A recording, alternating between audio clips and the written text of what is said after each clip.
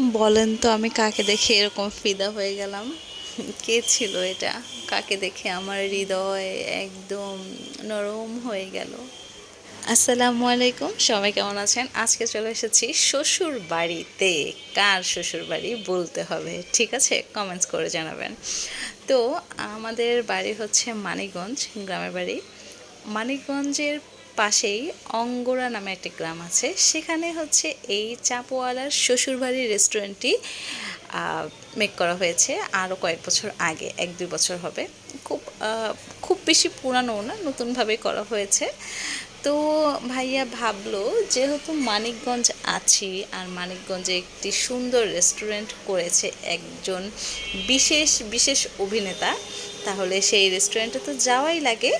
তো আমি নাকি ঘুম পাড়িয়ে আমরা সবাই চলে গেলাম রেস্টুরেন্টে। এরপর আমরা দুই বোন মিলে একটু খুনসুটি করলাম, কিছু ভিডিও মেক করলাম, কিন্তু আমাদের দৌড়াদৌড়ি বা হয়রানের কিছু হলো না। কেন জানেন? আমিনা ছিল না, তাই আমিনা ছিল না দেখে আমরা সবাই একটু রিল্যাক্স ছিলাম। আর সারপ্রাইজিং কথা হচ্ছে, আমি কল্পনাও করতে পারিনি যে সেদিন রেস্টুরেন্টে যাব আর ওমর সানিও চলে আসবে।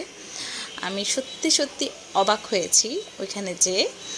আর এটা ছিল আমার ভাতিজি। ভাতিজি ছোট ছোট ভিডিও করছিল, আমি নিচ্ছিলাম। ও তো খুব খুশি আমাদের সাথে বের হয়ে। আর ও ওর জীবনে প্রথম একজন অ্যাক্টরকে দেখলো, সে তো অনেক খুশি, আমরা তো খুশি।